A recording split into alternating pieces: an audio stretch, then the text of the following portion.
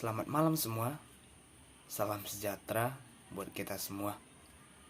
Perkenalkan, nama saya Riyandi Putra Pratama dari kelas 12 MIPA 1. Dalam video kali ini,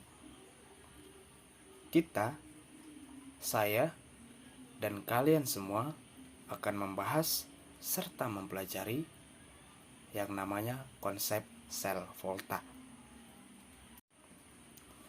Dalam konsep sel volta ini, kita akan mempelajari dan membahas beberapa hal. Hal-hal apa saja yang akan kita pelajari dan yang akan kita bahas? Yang pertama itu ada pengertian dari sel volta. Yang kedua, alat dan bahan.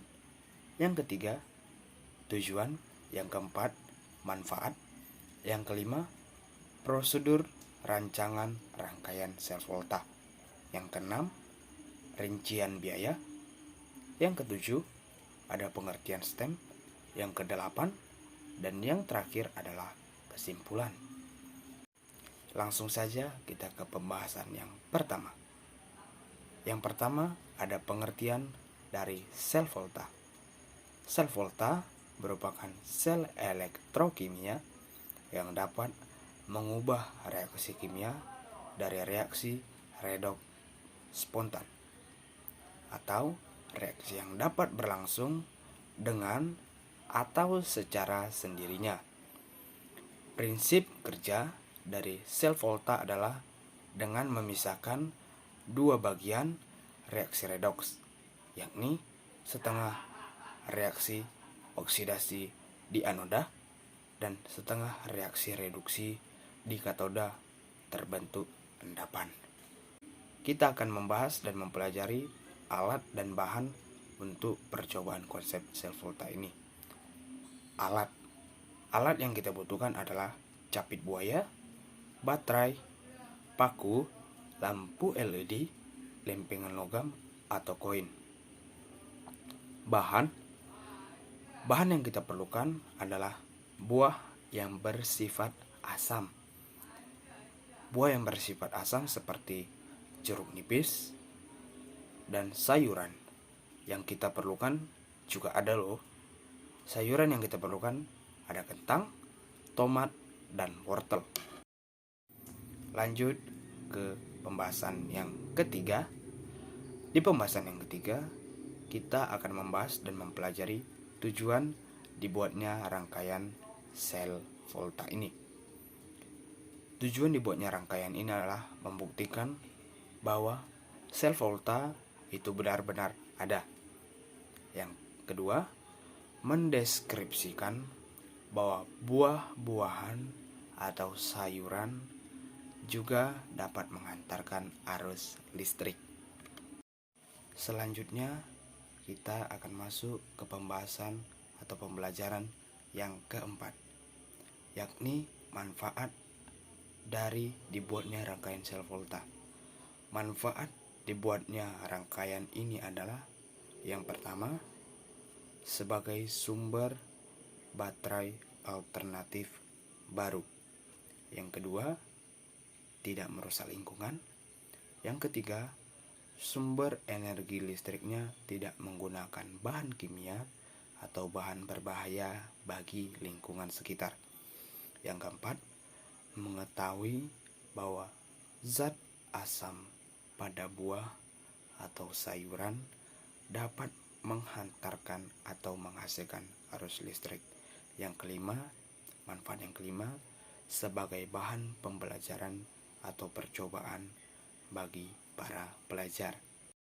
Lanjut ke pembahasan atau ke pembelajaran yang kelima, yaitu prosedur percobaan. Prosedur percobaan yang pertama ada siapkan bahan dan peralatan yang akan digunakan untuk percobaan, lalu buat rancangan. Yang kedua, ambil buah atau sayuran yang sudah disiapkan dan yang akan dicoba, lalu buat celah dengan menggunakan pisau dengan tujuan celah tersebut digunakan atau dipakai untuk menaruh lempengan, logam atau koin, serta tancapkan paku ke dalam buah di sisi sebelah daripada koin. Yang ketiga, capit koin dan paku yang sudah tertancap ke buah atau sayuran menggunakan capit buaya yang sudah disediakan dengan capitan yang erat. Yang keempat, sambungkan capit buaya yang sudah dicapit ke koin dan paku sehingga membentuk rangkaian seri. Yang kelima, ujung capit buaya yang tersisa pada rangkaian sambungkan ke lampu LED. Nah, di pembelajaran atau pembahasan yang keenam ini, kita akan mempelajari rincian biaya. Yang pertama, jeruk nipis itu ada 3 buah, harganya 3.000. 2, paku dan tembaga ada 3 buah yang harganya 5.000. 3, ada kabel yang panjangnya 1 meter, harganya 5.000. 4, capit buaya yang harganya 10.000. Jadi total keseluruhan dari rincian biaya yang digunakan adalah sebesar Rp23.000.